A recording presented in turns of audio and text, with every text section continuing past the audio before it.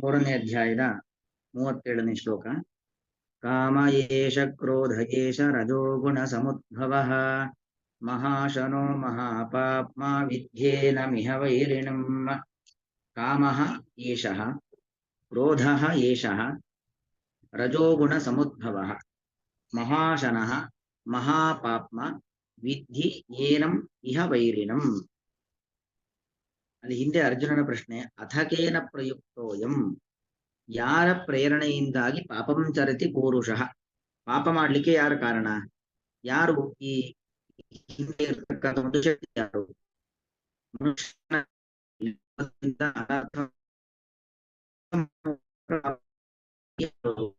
ಅನ್ನೋದು ಅರ್ಜುನನ ಒಂದು ಪ್ರಶ್ನೆ.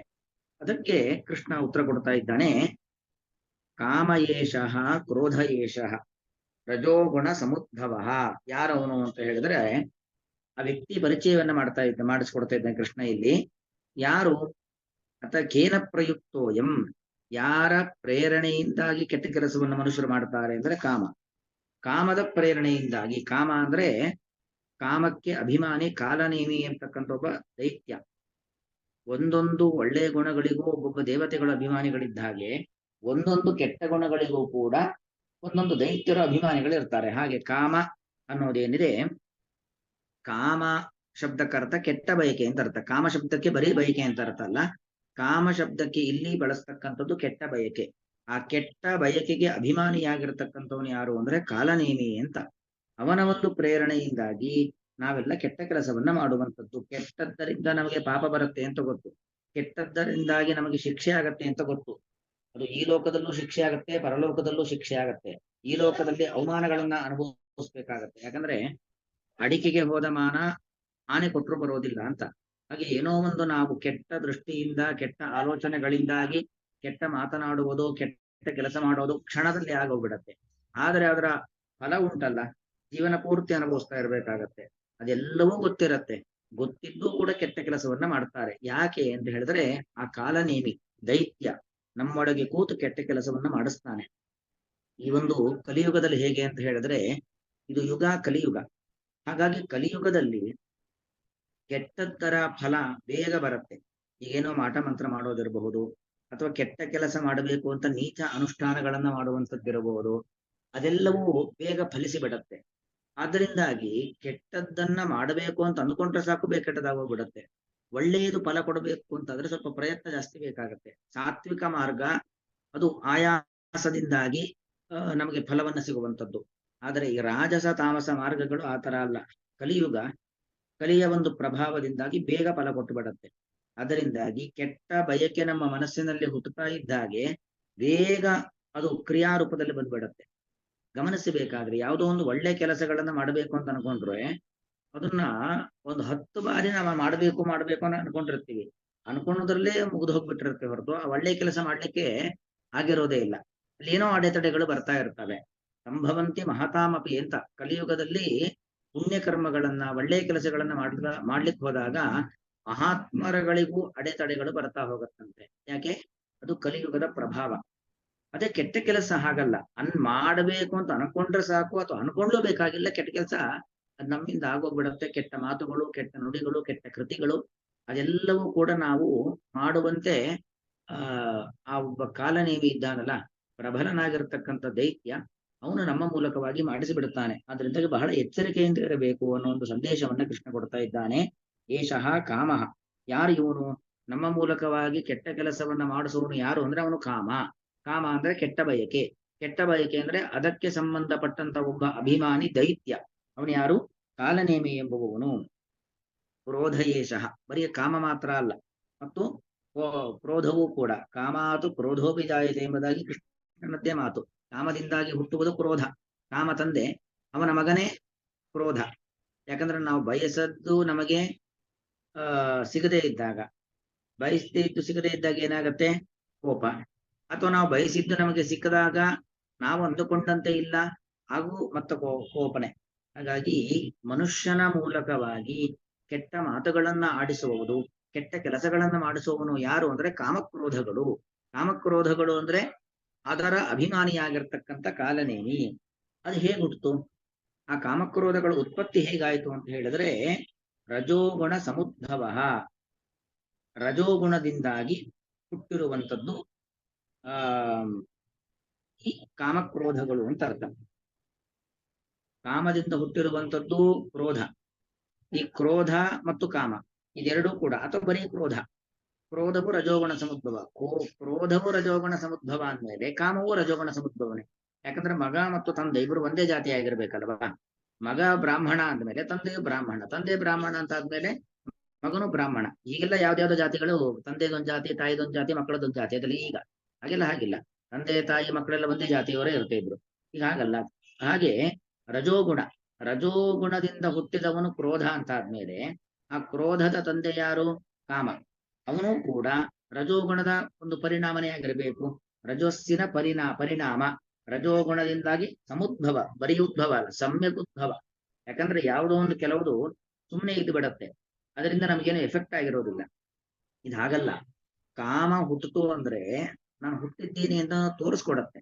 ಕ್ರೋಧ ಹುಟ್ಟಿತು ಅಂದ್ರೆ ನಾನು ನಿನ್ನಲ್ಲಿ ಆವಿಷ್ಟನಾಗಿದ್ದೇನೆ, ನನ್ನ ಪ್ರಭಾವ ಏನು ಅಂತ ನಮಗೆ ಗೊತ್ತು ಮಾಡತ್ತೆ ಕ್ರೋಧ. ಹಾಗಾಗಿ ಬರೀ ಉದ್ಭವ ಅಂತ ಕೃಷ್ಣ ಹೇಳ್ತಾ ಇಲ್ಲ. ರಜೋಗುಣದಿಂದಾಗಿ ಸಮ್ಯಕ್ ಉದ್ಭವ, ಚೆನ್ನಾಗಿ ಹುಟ್ಟತ್ತೆ. ಅದು ಹುಟ್ಟಿದ್ದು ಅದರ ಪ್ರಭಾವವನ್ನ ತೋರಿಸತ್ತೆ. ಕೆಲವುದು ಇದ್ರೂ ಇಲ್ಲದಂತೆ ಇದ್ದು ಬಿಡತ್ತೆ, ಗೊತ್ತೇ ಆಗೋದಿಲ್ಲ. ಇದೆಲ್ಲ ಹಂಗಲ್ಲ. ಕಾಮಕ್ರೋಧಗಳು ಅದು ನಮ್ಮನ್ನ ಆವರಿಸಿ ಬಿಡ್ತು ಅಂತ ಆದ್ರೆ ಎಷ್ಟು ವಿಶೇಷಗಳದ್ದು ಅಂದ್ರೆ ನಮಗ್ ಗೊತ್ತಾಗಲ್ಲ. ನಮ್ಮಲ್ಲಿ ಕೆಟ್ಟ ಬಯಕೆಗಳಿದ್ದಾವೆ, ನಮ್ಮಲ್ಲಿ ಕೆಟ್ಟ ಕೋಪ ಇದೆ, ನಮಗ್ ಗೊತ್ತಾಗಲ್ಲ. ನಮ್ಮನ್ನು ಬಿಟ್ಟು ಮತ್ತೆಲ್ಲರಿಗೂ ಗೊತ್ತಾಗಿರುತ್ತೆ. ನಮ್ಮ ಕೆಟ್ಟ ಬಯಕೆ, ನಮ್ಮ ಕೆಟ್ಟ ಕೋಪ, ಅದರ ಪರಿಣಾಮಗಳು ನಮಗ್ ಮಾತ್ರ ಗೊತ್ತಾಗಿರೋದಿಲ್ಲ, ಮತ್ತೆಲ್ಲರಿಗೂ ಗೊತ್ತಾಗಿರುತ್ತೆ. ಅಷ್ಟು ಅದರ ಪ್ರಭಾವ. ಅದು ನಿಜವಾಗಿ ಗೊತ್ತಾಗ್ಬೇಕಾದದ್ದು ಯಾರಿಗೆ? ಬೇರೆಯವರಿಗೆ ಗೊತ್ತಾಗಬಾರದು. ನಮ್ಮ ಕಾಮ, ನಮ್ಮ ಕ್ರೋಧ ನಮಗೆ ಗೊತ್ತಾಗ್ಬೇಕು. ಅಂದ್ರೆ ನಾವು ಉದ್ಧಾರ ಆಗ್ತೇವೆ, ಅಂದ್ರೆ ನಾವು ಸಾತ್ವಿಕ ಮಾರ್ಗದಕ್ಕೆ ಹೋಗ್ಲಿಕ್ಕೆ ಅವಕಾಶ ಆಗತ್ತೆ. ಅದರ ವಿಪರ್ಯಾಸ ಅಂದ್ರೆ ನಮ್ಮ ಕೆಟ್ಟ ಬಯಕೆ, ನಮ್ಮ ಕೆಟ್ಟ ಮಾತು, ನಮ್ಮ ಕೆಟ್ಟ ಆಲೋಚನೆಗಳು, ನಮ್ಮ ಕೆಟ್ಟ ಕೆಲಸಗಳು ಅದು ಕೆಟ್ಟದ್ದು ಅನ್ನೋದು ನಾವು ಅನ್ಕೊಂಡಿರೋದಿಲ್ಲ. ಆದ್ರೆ ಬೇರೆಯವರೆಲ್ಲರಿಗೂ ಗೊತ್ತಾಗಿರುತ್ತೆ, ಕೆಟ್ಟದ್ದು ಅಂತ ಗೊತ್ತಿರುತ್ತೆ. ನಿಜವಾಗಿ ಯಾರಿಗೆ ಈ ಒಂದು ಕೆಟ್ಟ ಕೆಲಸ ನಾನು ಮಾಡಿಬಿಟ್ಟೆ, ಈ ಒಂದು ಕೆಟ್ಟ ಆಲೋಚನೆ ನಾನು ಮಾಡಿಬಿಟ್ಟೆ, ಈ ಒಂದು ಕೆಟ್ಟ ಮಾತನ್ನು ನಾನು ಮಾಡಿಬಿಟ್ಟೆ ಅನ್ನೋ ಭಾವನೆ ಬರುತ್ತೋ ನಿಜವಾಗಿ ಅವನೊಂದು ಉದ್ಧಾರದ ಮಾರ್ಗಕ್ಕೆ ಹೋಗ್ತಾ ಇದ್ದಾನೆ ಅಂತ. ಯಾಕಂದ್ರೆ ತಪ್ಪು ನಡೆಯುವಂಥದ್ದು ಸಹಜ, ಏನೋ ಆಕಸ್ಮಿಕವಾಗಿ ತಪ್ಪಿ ನಡೆಯುವಂಥದ್ದೇ ತಪ್ಪು ಅಲ್ವಾ. ಪರೀಕ್ಷಿತ್ ರಾಜ ಋಷಿಗಳ ಕೊರಳಿಗೆ, ಧ್ಯಾನದಲ್ಲಿ ಕೂತಂತ ಋಷಿಗಳ ಕುತ್ತಿಗೆಗೆ ಹಾವು ಹಾಕಬೇಕು ಅಂತ ಅವನಿಗೆ ಅನ್ಸಿರ್ಲಿಲ್ಲ. ಏನೋ ಆಕಸ್ಮಿಕವಾಗಿ ಹಾಕಿಬಿಟ್ಟ. ಅದ್ರ ತಕ್ಷಣ ಗೊತ್ತಾಯ್ತು ಅವನಿಗೆ ನಾನು ತಪ್ಪು ಮಾಡಿಬಿಟ್ಟೆ ಅಂತ. ಹೀಗೆ ತಪ್ಪಿ ನಡೆಯುವುದು ತಪ್ಪಲ್ಲ, ಆ ತಪ್ಪನ್ನ ತಪ್ಪು ಅಂತ ಒಪ್ಪಿಕೊಳ್ಳದೆ ಇರೋದಿದೆಯಲ್ಲ ಅದು ದೊಡ್ಡ ತಪ್ಪು, ದೊಡ್ಡ ಅಪರಾಧ ಅದು. ಹಾಗಾಗಿ ನಾವು ಏನೋ ಆಕಸ್ಮಿಕವಾಗಿ ಕೆಟ್ಟ ಮಾತಾಡೋದು, ಕೆಟ್ಟ ಕೆಲಸ ಮಾಡೋದು, ಕೆಟ್ಟ ಆಲೋಚನೆ ಮಾಡೋದು ಇದೆಲ್ಲ ನಾವು ಮಾಡಿರ್ತೇವೆ. ಆದ್ರೆ ಅದು ಕೆಟ್ಟದ್ದು, ನಾನು ತಪ್ಪು ಮಾಡಿದ್ದೇನೆ ಅಂತ ಪ್ರಾಮಾಣಿಕವಾಗಿ ನಮ್ಮಲ್ಲಿ ನಾವು ಕ್ಷಮೆಯನ್ನ ಕೇಳಿಕೊಂಡು ಆ ಭಗವಂತನಲ್ಲಿ ಹಿರಿಯರಲ್ಲಿ ಕ್ಷಮೆಯನ್ನ ಕೇಳಿ ಮತ್ತೆ ಆ ಮಾರ್ಗದಲ್ಲಿ ಹೋಗಬಾರದು, ಹಾಗಿರಬೇಕು. ಆದ್ರೆ ಪೂರ್ತಿ ರಾಜಸರು ತಾಮಸರು ಅಂತ ಯಾರಿರ್ತಾರೋ ಅವ್ರು ಹಾಗಿರೋದಿಲ್ಲ. ತಪ್ಪನ್ನ ನಾವು ಮಾಡಿದ್ದೇ ಸರಿ ಅಂತ ಸಮರ್ಥನೆಯನ್ನ ಮಾಡಿಕೊಳ್ತಾರೆ. ಅದು ರಾಜಸರ ಮತ್ತು ತಾಮಸರ ಸ್ವಭಾವ. ದುರ್ಯೋಧನ ರಾವಣ ಎಲ್ಲ ಹೇಳಿದಂತೆ ಜಾನಾಮಿ ಧರ್ಮಂ ನಚಮೇ ಪ್ರವೃತ್ತಿ. ಧರ್ಮ ಅಂದ್ರೆ ನನಗೇನು ಗೊತ್ತು, ಆದ್ರೆ ನಾನು ಧರ್ಮ ಮಾಡೋದಿಲ್ಲ. ಅಧರ್ಮ ಜಾನಾಮಿ ಅಧರ್ಮಂ ನಚಮೇ ನಿವೃತ್ತಿ. ಅಧರ್ಮ ಅಂದ್ರೂ ನನಗೇನು ಗೊತ್ತು, ಆದ್ರೆ ಅಧರ್ಮ ಮಾರ್ಗವನ್ನು ಬಿಟ್ಟು ಹೊರಗೆ ಬರೋದಿಲ್ಲ ಅನ್ನೋದು ಈ ಪರಿಪೂರ್ಣ ರಾಜಸ ತಾಮಸದವರ ಸ್ವಭಾವವಾಗಿರುತ್ತೆ. ಹೇಳುವಂಥದ್ದು ರಜೋಗುಣ ಸಮುದ್ಭವ ಮಹಾಶನಃ. ಈ ಕಾಮದ ಸ್ವಭಾವ ಮಹಾ ಅಶನ. ಅಶನ ಅಂದ್ರೆ ಅಶಭೋಜನೆ, ತಿನ್ನೋದು. ಎಷ್ಟು ಹಾಕಿದ್ರೂ ಸಾಲೋದಿಲ್ಲ. ಬಕಾಸುರ, ಈ ಕಾಮ ಎಂಬ ಕಾಲನೇಮಿ ಇದ್ದಾನಲ್ಲ ಅವನು ಬಕಾಸುರ, ಮಹಾಶನ, ಸಿಕ್ಕಾಪಟ್ಟೆ ತಿಂತಾನಂತೆ. ಅಂದ್ರೇನು ಸಿಕ್ಕಾಪಟ್ಟೆ ತಿನ್ನೋದು ಅಂತ ಹೇಳಿದ್ರೆ ಬಯಕೆಗೆ ಒಂದು ಕೊನೆ ಇಲ್ಲ.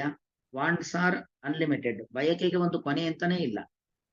ಯಾವುದೇ ಆಗಲಿ, ಹೊನ್ನು ಸಿಕ್ಕಿದ್ರೆ ಮಣ್ಣಿನ ಬಯಕೆ, ಹೊನ್ನು ಮಣ್ಣು ಸಿಕ್ಕಿದ್ರೆ ಹೆಣ್ಣಿನ ಬಯಕೆ, ಹೀಗೆ ಯಾವ್ದು ಬೇಕಾದರೂ ಆಗಲಿ.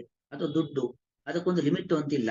10, 100, 1000, ಲಕ್ಷ, ಕೋಟಿ, ದಶಕೋಟಿ, ಶತಕೋಟಿ, ಸಹಸ್ರ ಕೋಟಿ, ಆ ಬಯಕೆ ಅನ್ನುವಂಥದ್ದು ಬೆಳ್ಕೊಂಡು ಬೆಳ್ಕೊಂಡು ಬೆಳ್ಕೊಂಡು ಹೋಗ್ತಾನೆ ಇರುತ್ತೆ. ಅಬ್ಬಾ ತೃಪ್ತಿ ಆಯ್ತು ಸಾಕು ಅನ್ನೋ ಭಾವನೆ ಬರೋದೇ ಇಲ್ಲ. ಅದಕ್ಕೆ ಹೇಳುವಂಥದ್ದು ಮಹಾಶನಃ. ಕಾಮದ ಹೊಟ್ಟೆಯನ್ನು ತುಂಬಿಸ್ಲಿಕ್ಕೆ ಸಾಧ್ಯವೇ ಇಲ್ಲ. ಅಷ್ಟು ಅದಕ್ಕೆ ಹಸಿವು, ತಿಂದಷ್ಟು ಬೇಕು, ತಿಂದಷ್ಟು ಬೇಕು ಅನ್ನೋದು ಈ ಕಾಲನೇಮಿಯ ಒಂದು ಸ್ವಭಾವ. ಅದಕ್ಕೆ ಮಹಾಶನಃ. ಕಾಮ ಎಂಬುದು ಅದರ ಹೊಟ್ಟೆಯನ್ನು ತುಂಬಿಸ್ಲಿಕ್ಕೆ ಆಗೋದಿಲ್ಲ. ಸಿಕ್ಕಾಪಟ್ಟೆ ಊಟ ಮಾಡುತ್ತೆ. ಸಿಕ್ಕಾಪಟ್ಟೆ ಊಟ ಮಾಡುತ್ತೆ ಅಂತ ಅರ್ಥ ಏನು? ಬೇಕು ಬೇಕು ಬೇಕು ಬೇಕು ಎಂಬ ಭಾವನೆಯನ್ನ ನಮ್ಮಲ್ಲಿ ನಿರಂತರವಾಗಿ ಹುಟ್ಟಿಸ್ತಕ್ಕಂಥ ಒಂದು ಸ್ವಭಾವ ಯಾವುದು? ಕಾಮ ಎಂಬತಕ್ಕಂಥ ಒಂದು ಸ್ವಭಾವ. ಇನ್ನು ಕ್ರೋಧ, ಅದರ ಸ್ವಭಾವ ಏನು? ಮಹಾಪಾಪ್ಮ, ಮಹಾಪಾಪ. ಅವನ ಸ್ವರೂಪ ಪಾಪವೇ ಅವನ ಸ್ವರೂಪ. ಅವನು ಪಾಪಿಯಾಗಿದ್ದುಕೊಂಡು ನಮ್ಮ ಕೈಯಲ್ಲಿ ಪಾಪವನ್ನ ಮಾಡಿಸ್ತಾನೆ. ಅದು ಕೋಪ. ಯಾಕಂದ್ರೆ ಕೋಪಕ್ಕೆ ಒಬ್ಬ ವ್ಯಕ್ತಿ ಏನು ಬೇಕಾದ್ರೂ ಮಾಡ್ತಾನೆ. ಕೊಲೆ ಮಾಡಬಹುದು, ಆಡಬಾರದ ಮಾತುಗಳನ್ನ ಆಡಬಿಡಬಹುದು. ಮಾತು ಆಡಿದರೆ ಹೋಯ್ತು, ಮುತ್ತು ಒಡೆದರೆ ಹೋಯ್ತು, ಮತ್ತೆ ಸರಿ ಮಾಡ್ಲಿಕ್ಕೆ ಆಗಲ್ಲ. ಏನೋ ಒಂದು ಮಾತಾಡ್ಬಿಡ್ತೀವಿ. ಅರೆ, ಅದು ಆಡಿದ್ದು ಕೋಪದಲ್ಲಿ, ಆದ್ರೆ ಸರಿ ಮಾಡ್ಲಿಕ್ಕೆ ಆಗೋದೇ ಇಲ್ಲ. ಕೋಪದಲ್ಲಿ ಏನೋ ಒಂದು ಕೆಲಸ ಮಾಡ್ಬಿಡ್ತೀವಿ. ಕೈಯಲ್ಲಿ ಇದ್ದಿದ್ದಲ್ಲಿ ತೆಗೆದು ಯಾರು ಒಬ್ರಿಗೆ ಹೊಡ್ಬಿಡ್ತೀವಿ. ಪ್ರಾಣನೇ ಹೋಯ್ತು ಅನ್ಕೊಳ್ಳೋಣ, ಅಥವಾ ಅವನಿಗೆ ಅಂಗವೈಕಲ್ಯ ಆಗ್ಬಿಡ್ತು ಅಂತ ಅನ್ಕೊಳ್ಳೋಣ. ಜೀವನ ಪೂರ್ತಿ ಆ ವ್ಯಕ್ತಿ ಅನುಭವಿಸ್ಬೇಕು. ಇಡೀ ಸಮಾಜ ನನ್ನನ್ನ ಆ ದೃಷ್ಟಿಯಿಂದನೇ ನೋಡತ್ತೆ. ಒಬ್ಬನ ತಲೆ ತೆಗೆದವನು, ಒಬ್ಬನ ಪ್ರಾಣಕ್ಕೆ ಹಾನಿಯನ್ನ ಮಾಡಿದವನು ಅನ್ನೋ ದೃಷ್ಟಿಯಿಂದಲೇ ನಮ್ಮನ್ನ ನೋಡ್ತಾ ಇರತ್ತೆ. ಹಾಗಾಗಿ ಅದು ಉಂಟು ಮಾಡುವಂತ ಪಾಪ ಇದೆಯಲ್ಲ, ಅದು ಏನೋ ಸರಿಯಾಗುವಂತ ಪಾಪ ಅಲ್ಲ. ಕೆಲವೊಂದು ನೋಡಿ ತಪ್ಪುಗಳು ನಡೆಯುತ್ತೆ, ಕೆಲವೊಂದು ತಪ್ಪುಗಳು ಸರಿಪಡಿಸಬಹುದಾದ ತಪ್ಪಾಗಿರುತ್ತೆ. ಕೆಲವೊಂದು ತಪ್ಪುಗಳಿದೆಯಲ್ಲ, ಅದು ಜೀವನ ಪೂರ್ತಿ ಸರಿ ಮಾಡ್ಲಿಕ್ಕೆ ಆಗೋದೇ ಇಲ್ಲ ಅಂತಹ ತಪ್ಪುಗಳು. ಹಾಗೆ ಕ್ರೋಧ ಎಂಬುದೇನಿದೆ, ಅದು ಮಹಾಪಾಪ. ಅದು ಸರಿಪಡಿಸಲು ಸಾಧ್ಯವೇ ಇಲ್ಲದಂತ ಪಾಪಗಳನ್ನ ನಮ್ಮ ಮೂಲಕವಾಗಿ ಮಾಡಿಸಿಬಿಡುತ್ತದೆ. ಹಾಗಾಗಿ ವಿದ್ಯೇನಂ ಇಹ ವೈರಿಣಂ ಇಹ ಅಸ್ಮಿನ್ ಸಂಸಾರೆ. ವೈರಿಣಂ ವಿದ್ಧಿ, ನಮಗೆ ನಿಜವಾದ ಶತ್ರು ಅಂದ್ರೆ ಯಾರು? ಅವೆಲ್ಲ ಅನ್ಕೊಂತೀವಿ, ಅವನು ನನ್ಗಾಗಲ್ಲ, ಇವಳು ನನ್ಗಾಗಲ್ಲ ಅಂತ. ನಮ್ಮ ಹೊರಗಿನವರನ್ನೆಲ್ಲರನ್ನೂ ಕೂಡ ಶತ್ರುಗಳು ಅಂತ ನಾವು ಮನುಷ್ಯರು ಅಂದುಕೊಳ್ಳೋದುಂಟು. ಆದರೆ ನಿಜವಾಗಿ ನಮಗೆ ಶತ್ರುಗಳು ಯಾರು ಅಂದ್ರೆ ಈ ಕಾಮಕ್ರೋಧಗಳೇ ನಮ್ಮ ಶತ್ರುಗಳು. ಇಹ ಅಸ್ಮಿನ್ ಸಂಸಾರೆ. ಅಹ್ಯ ಅನ್ನೋದು ಬಹಳ ಸುಂದರವಾದ ಪದ. ಯಾಕಂದ್ರೆ ಈ ಸಂಸಾರ ಅನ್ನೋದೇನಿದೆ, ಇದು ಸಾಧನ ಕ್ಷೇತ್ರ. ಇದು ಭಾರತ ಭೂಮಿ. ಈ ಭಾರತ ಭೂಮಿಯಲ್ಲಿ ನಮ್ಮ ಜನ್ಮ, ಇದೆಲ್ಲವೂ ಕೂಡ ಸಾಧನೆ ಮಾಡ್ಲಿಕ್ಕೋಸ್ಕರವಾಗಿ ಭಗವಂತ ನಮಗೆ ಕೊಟ್ಟಿರ್ತಕ್ಕಂಥ ಶರೀರ. ಅಂದ್ರೆ ಪಾಪವನ್ನ ಕಳ್ಕೊಳ್ಬೇಕು, ಪುಣ್ಯವನ್ನ ಸಂಪಾದನೆ ಮಾಡ್ಲಿಕ್ಕೋಸ್ಕರನೇ ಇರುವಂತದ್ದು ಈ ನಮ್ಮ ದೇಹ. ಆದರೆ ನೋಡಿ ದುರಂತ, ಕಾಮಕ್ರೋಧಗಳ ಆವೇಶಕ್ಕೆ ಯಾರು ಒಳಗಾಗ್ಬಿಡುತ್ತಾರೋ ಅವರು ಸಾಧನೆಯನ್ನ ಮರೆತು ನಿರಂತರವಾಗಿ ಪಾಪವನ್ನೇ ಮಾಡ್ತಾ ಇರ್ತಾರೆ. ಅಂದ್ರೆ ಮಾಡಬೇಕಾದ ಕೆಲಸ ಪುಣ್ಯ ಸಂಪಾದನೆ, ಪಾಪವನ್ನ ಕಳೆದುಕೊಳ್ಳೋದು, ಇದು ಮಾಡಬೇಕು. ಅದನ್ನು ಬಿಟ್ಟು ಪುಣ್ಯವನ್ನ ಕಳ್ಕೊಳ್ತಾರೆ, ಪಾಪವನ್ನ ಸಂಪಾದನೆ ಮಾಡ್ತಾರೆ. ಅಲ್ಲಿಗೆ ಅರ್ಥ ಅಲ್ಲಿಗೇನಾಯ್ತು? ನಾವು ನಮ್ಮ ಜೀವನವನ್ನ ಸರಿಯಾದ ಕ್ರಮದಲ್ಲಿ ತೆಗೆದುಕೊಂಡು ಹೋಗ್ತಾ ಇಲ್ಲ. ನಾವು ನಮ್ಮ ಜೀವನವನ್ನ ಸರಿಯಾದ ಕ್ರಮದಲ್ಲಿ ತೆಗೆದುಕೊಂಡು ಹೋಗ್ತಾ ಇಲ್ಲ ಅಂದ್ರೆ ಅದಕ್ಕೆ ಕಾರಣ ಯಾರು? ಈ ಒಬ್ಬ ಕಾಮ, ಈ ಒಂದು ಕ್ರೋಧ, ಅಂದ್ರೆ ಕಾಲನೇಮಿ. ಅದರಿಂದಾಗಿ ಆ ಕಾಮಕ್ರೋಧಗಳಿಗೆ ನಾವು ಬಲಿಯಾಗಬಾರದು. ಅಂದ್ರೆ ಬಹಳ ಎಚ್ಚರಿಕೆಯಿಂದ ಇರಬೇಕು. ನಮ್ಮಲ್ಲಿ ಏನಾದರೂ ಒಂದು ಬಯಕೆ ಹುಟ್ಟುತ್ತಾ ಇದೆ, ಬಯಕೆ ಸಹಜವಾಗಿ ಹುಟ್ಟುತ್ತೆ. ಅದು ಬಯಸಬಹುದಾದಂತ ಬಯಕೆಯೋ ಅಥವಾ ಬಯಸಬಾರದ ಬಯಕೆಯೋ ಅನ್ನೋದು ನಾವು ಆಲೋಚನೆ ಮಾಡಬೇಕು. ಬಯಸಿದ್ದನ್ನೆಲ್ಲ ಬೇಕು, ಅದನ್ನು ಪಡೆದೇ ಪಡಿತೇನೆ, ಒಳ್ಳೇದಿರ್ಲಿ ಕೆಟ್ಟದ್ದಿರ್ಲಿ ಅದನ್ನು ಪಡೆದೇ ಪಡಿತೀನಿ ಅಂತ ಬಯಕೆಯ ಬೆನ್ನು ಹತ್ತು ಬಿಟ್ರೆ ನಮಗೆ ಒಂದು ಗುಂಡಿ ರೆಡಿಯಾಗಿರುತ್ತೆ, ನಾವಲ್ಲಿ ಬೀಳ್ಬೇಕಾಗತ್ತೆ. ಯಾವ ಗುಂಡಿ? ಅಂಧತಮಸ್ಸು ಎಂಬತಕ್ಕಂಥ ಗುಂಡಿ. ಮತ್ತೆ ಎದ್ದು ಬರ್ಲಿಕ್ಕೆ ಆಗೋದಿಲ್ಲ. ಹಾಗಾಗಿ ಕಾಮದ ಕ್ರೋಧದ ಬೆನ್ನನ್ನ ಹತ್ತಬಾರದು. ನಾವೊಂದು ಚೂರು, ಅದು ಅಯಸ್ಕಾಂತ ಇದ್ದ ಹಾಗೆ ಎಳೆದು ಬಿಡತ್ತೆ ನಮ್ಮನ್ನ. ನಾವು ಆ ಕಾಮಕ್ರೋಧಗಳ ಕಡೆಗೆ ನಾವು ಆಕರ್ಷಿತರಾಗಬಾರದು. ಕೆಟ್ಟ ಬಯಕೆ ಹುಟ್ಟಬಾರದು. ಕೆಟ್ಟ ಬಯಕೆ ಹುಟ್ಟದೇ ಇದ್ದಾಗ ಕೋಪ ನಮ್ಮಲ್ಲಿ ಹುಟ್ಟೋದೇ ಇಲ್ಲ. ಯಾಕಂದ್ರೆ ಆಶಾಹಿ ಪರಮಂ ಸುಖಂ ನೈರಾಶರ್ಯಂ ಆಶಾಹಿ ಪರಮಂ ದುಃಖಂ ನೈರಾಶರ್ಯಂ ಪರಮಂ ಸುಖಂ. ಆಸೆಯೇ ದುಃಖಕ್ಕೆ ಮೂಲ. ವಿಪರೀತ ವ್ಯಾಮೋಹ, ವಿಪರೀತ ಬಯಕೆ ಇತ್ತು ಅಂದ್ರೆ ದುಃಖ. ಯಾವುದೇ ರೀತಿಯಾದ ಬಯಕೆಗಳಿಲ್ಲ ಅಂದ್ರೆ ನಾವು ಸುಖವಾಗಿರಬಹುದು. ಹಾಗಾಗಿ ನಾವಂತಹ ವ್ಯಾಮೋಹಗಳಿಗೆ ಬಲಿಯಾಗಬಾರದು ಅನ್ನುವಂಥದ್ದು ಇದರ ಅಭಿಪ್ರಾಯ. ಅರ್ಜುನನ ಪ್ರಶ್ನೆ, ಕೇನ ಪ್ರಯುಕ್ತ ಅಯಂ ಪೂರುಷಃ ಪಾಪಂ ಸರತಿ?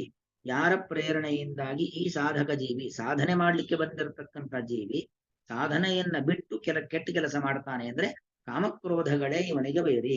ಕಾಮಕ್ರೋಧಗಳು ಅಂತ ಹೇಳಿದ್ರೆ ಕಾಮಕ್ಕೂ ಕ್ರೋಧಕ್ಕೂ ಅಭಿಮಾನಿಯಾಗಿರ್ತಕ್ಕಂಥ ಕಾಲನೇಮಿ, ಅವನೇ ವೈರಿ ಎಂಬುವಂಥದ್ದು ಇದರ ಒಟ್ಟು ಅಭಿಪ್ರಾಯ. ಅನ್ವಯ ಅರ್ಥವನ್ನು ನೋಡ್ಕೊಳ್ಳಿ.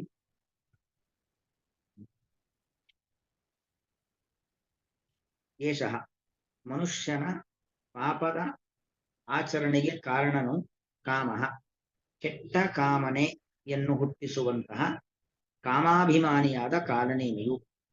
ಹಾಗೆ ಕ್ರೋಧ, ಕೋಪದ ಅಭಿಮಾನಿಯೂ ಕೂಡ ಕಾಲನೇಮಿಯೇ. ಅಂದ್ರೆ ಇಬ್ರು ಒಂದೇ, ಇಬ್ರು ಕಾಲನೇಮಿ. ಯಾಕಂದ್ರೆ ಒಂದು ಶ್ರುತಿಯಲ್ಲಿ ಒಂದು ಮಾತು, ಆತ್ಮಾವೈ ಪುತ್ರಾನಾಮಾಸಿ ಅಂತ. ತಂದೆಯೇ ಮಗನಾಗಿ ಹುಟ್ಟೋದು, ತನ್ನ ಹೆಂಡತಿಯ ಗರ್ಭದಲ್ಲಿ ಇದ್ದು ಭೂಮಿಗೆ ಬರೋದು ಯಾರು? ತಂದೆಯೇ ಮತ್ತೊಂದು ರೂಪದಲ್ಲಿ ಕಾಣಿಸ್ಕೊಳ್ತಾನೆ, ಮಗನ ರೂಪದಲ್ಲಿ. ಹಾಗೆ ಕಾಮನೇ ಮತ್ತೊಂದು ರೂಪದಲ್ಲಿ, ಕ್ರೋಧದ ರೂಪದಲ್ಲಿ ಬರ್ತಾನೆ. ಕಾಮ ಕಾಲನೇಮಿ ಅಂತ ಆದ್ಮೇಲೆ ಕಾಮನ ಮತ್ತೊಂದು ರೂಪವೇ ಕ್ರೋಧ. ಅಲ್ಲಿ ಎರಡೂ ಕೂಡ, ಕಾಮಕ್ರೋಧಗಳೆರಡೂ ಕೂಡ ಕಾಲನೇಮಿಯ ಮತ್ತೊಂದು ಆಕಾರ. ಏಷಃ ಈ ಕಾಲನೇಮಿಯು ರಜೋಗುಣ ಸಮುದ್ಭವ, ನಮ್ಮ ಒಳಗೆ ಇರತಕ್ಕಂಥ ರಾಜಸ ಗುಣ ಇದೆಯಲ್ಲ ಅದರಿಂದ ಹುಟ್ಟಿರುವಂಥದ್ದು. ಮಹಾಶನಃ, ಎಷ್ಟು ತಿಂದರೂ ತೃಪ್ತಿಗೊಳ್ಳದವನು. ಮಹಾಪಾಪ್ಮ, ಮಹತ್ತಾದ ಪಾಪಗಳನ್ನ ಮಾಡುವಂತೆ ನಮ್ಮನ್ನ ಪ್ರೇರೇಪಿಸುವವನು, ಅಂದ್ರೆ ನಮ್ಮ ಮೂಲಕ ಕೆಟ್ಟ ಕೆಟ್ಟ ಕೆಲಸಗಳನ್ನ ಮಾಡಿಸುವವನು. ಈ ಶರೀರದಲ್ಲಿ ಈ ಕಾಮಾಭಿಮಾನಿ ಕ್ರೋಧಾಭಿಮಾನಿಯಾದಂತ ಕಾಲನೇಮಿಯನ್ನು, ಅಥವಾ ಅಂದ್ರೆ ಈ ಮನುಷ್ಯನ ವಿಷಯದಲ್ಲಿ, ಸಾಧಕ ಜೀವಿಯ ವಿಷಯದಲ್ಲಿ, ಈ ಸಂಸಾರ ಮಾರ್ಗದಲ್ಲಿ, ಈ ಜ್ಞಾನ ಮಾರ್ಗದಲ್ಲಿ, ಅಥವಾ ಈ ಮೋಕ್ಷ ಮಾರ್ಗದಲ್ಲಿ ಏನಂ ವೈರಿಣಂ ವಿಧಿ, ಈ ಕಾಲನೇಮಿಯನ್ನು ವೈರಿ, ಎಂತ ವೈರಿ? ಪರಮಶತ್ರು ಎಂಬುದಾಗಿ ಇವನನ್ನ ತಿಳಿದುಕೋ. ಶ್ರೀ ಭಗವಾನುವಾಚ ಕಾಮಯೇಷ ಕ್ರೋಧಯೇಷ ರಜೋಗುಣ ಸಮುದ್ಭವ ಮಹಾಶನೋ ಮಹಾಪಾಪ್ಮ ವಿದ್ಯೇನ ಮಿಹ ವೈರಿಣಂ. ಶ್ರೀಕೃಷ್ಣಾರ್ಪಣಮಸ್ತು.